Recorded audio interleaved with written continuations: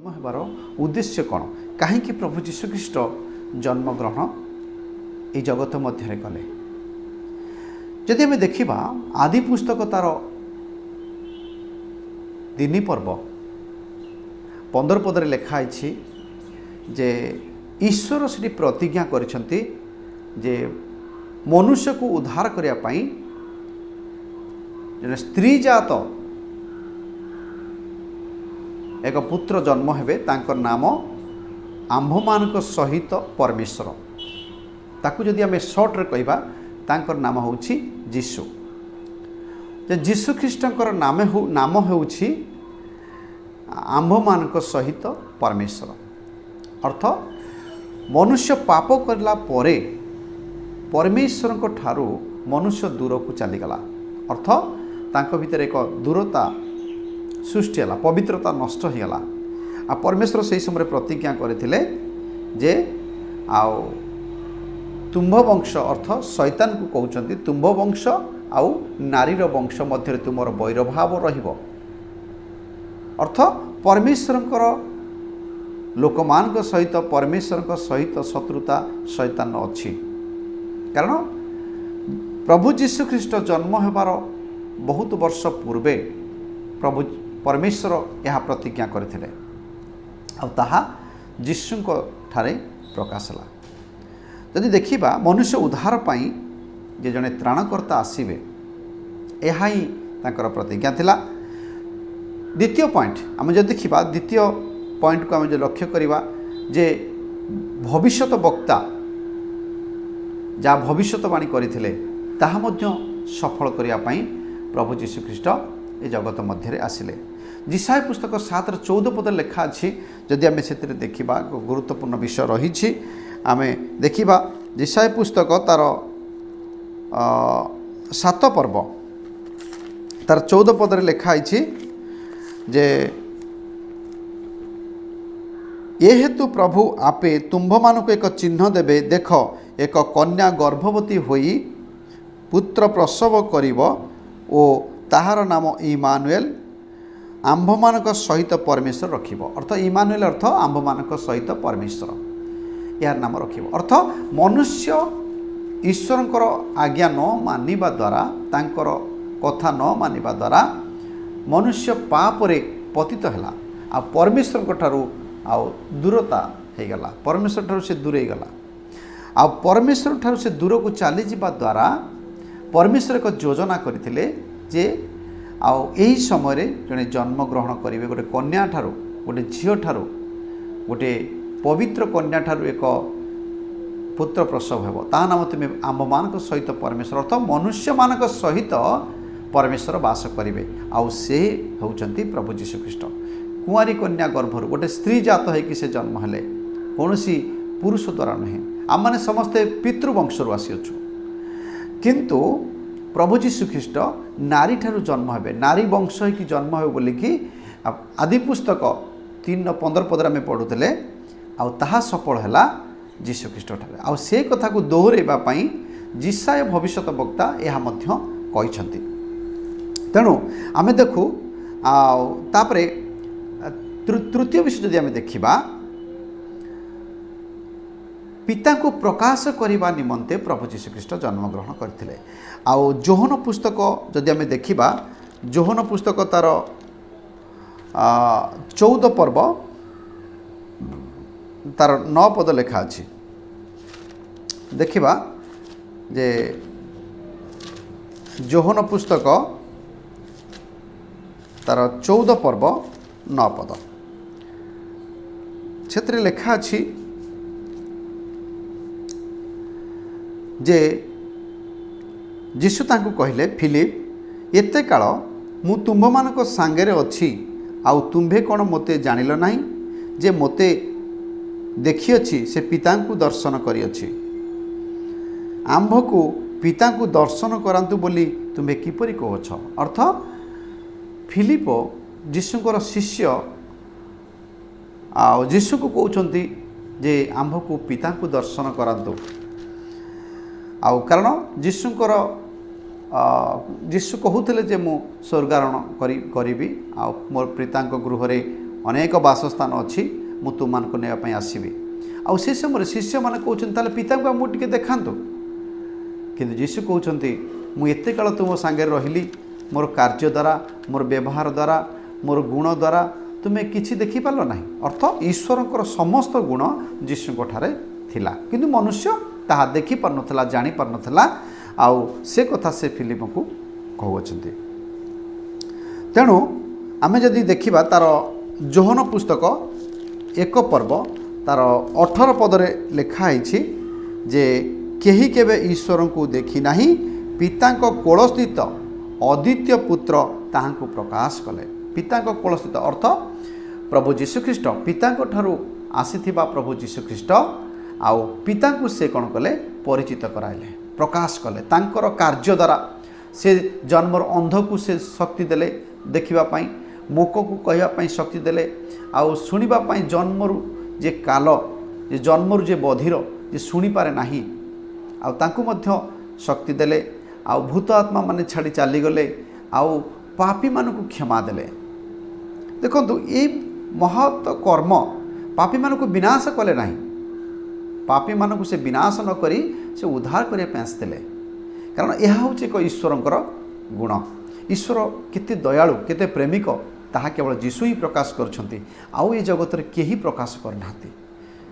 प्रभु जीशुख्रीष्ट केते दयालु केते प्रेमिक केते ईश्वरंकर गुण रे परिपूर्ण थिले ताहा ही प्रभु जीशुख्रीष्ट ठारे प्रकाश पाउथला। आउ से कथा को जीशु कहउछंती मु तुम संगे एते काल रहिली एते समय रहिली एते दिन मो संगे रहिलो तुम्हें मत कौन चिन्ह पार ना आउ तुम्हें कहूच जे मत तुम्हें पिता को देखाओ मत जी देखी से पिता को देखी।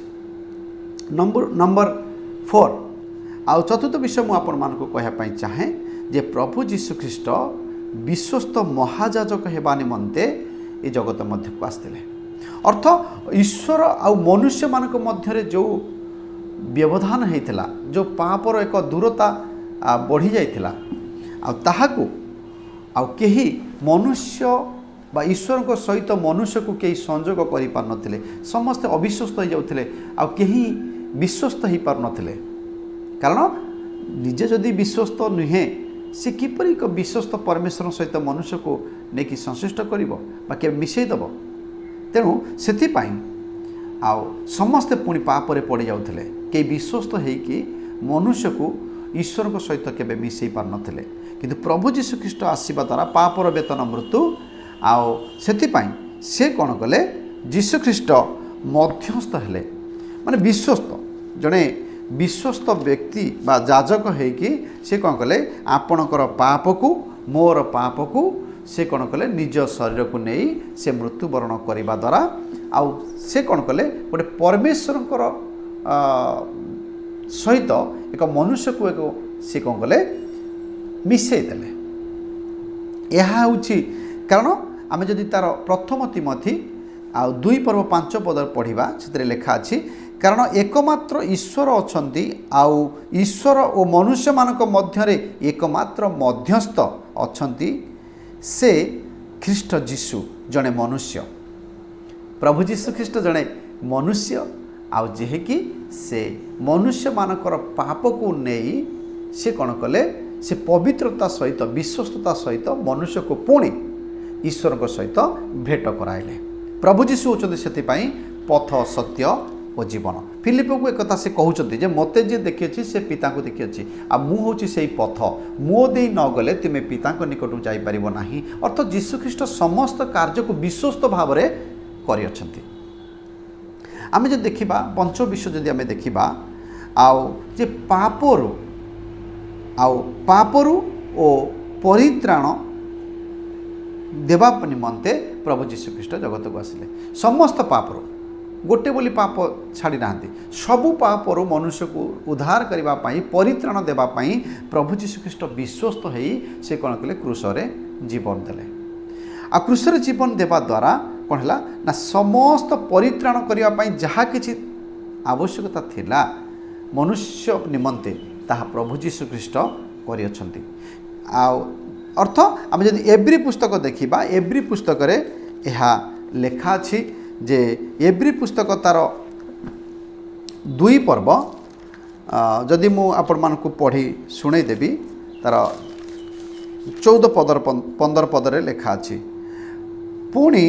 मृत्युर भयरे जो माने जावजीवन दासत्वर बंधन रे थिले सेमानकु से उद्धार करती। 14 पदरे यह लेखा अछि अतएव संतान माने रक्त मांसर सहभागी होइथिबारु से मध्य निजे सेहीपरि सेथिर सहभागी हेले जेपरि मृत्यु द्वारा मृत्युर अधिकारी को अर्थात शैतान को विनाश करती। मृत्यु द्वारा मृत्यु को से जय कले अर्थ शैतान को से कौन कले परास्त करी निजे विजयी हेले अर्थ मृत्युर नाउड़ को भांगी से मृत्युंजयी हेले अर्थ आमे देखुचु पापरु समस्त पापरु उद्धार करने निमंते प्रभु जीशु ख्रीष्ट कौन कले निजे पापी हेले निजे पापी होई कौन करे से कले ना 3 दिन पर पुनरुत्थ हेले अर्थ से पुनर्जीवित हेले तांकु पाप सबुदिन पाई से बंधन रखी पाले नहीं पापरु परित्राण करबा पाई पापी मानक मुक्ति करबा पाई धार्मिक मानक परित्राण करबा पाई आसिनथिले प्रभु जीशु ख्रीष्ट पापी मानक परित्राण करबा पाई ए जगत मध्य को आसिथिले। आमे देखुचु एक गुरुत्वपूर्ण विषय जे कि आउ यदि षष्ठ विषय देखिबा षष्ठ विषय लेखा अछि जे आमे जदि देखिबा जे शैतान समस्त कार्यरु बा विनाशर समस्त कार्यरु मनुष्य को उद्धार करबा पाई प्रभु जीशु ख्रीष्ट कौन कले ये जगत मध्य को आसिले पाप शैतान समस्त कार्य को विनाश करबा पाई शैतान जेते कार्य अच्छी सबु कार्य को से कौन कले विनाश कले। आमे जदि देखिबा तार कलस्य पुस्तक तार 2 पर्व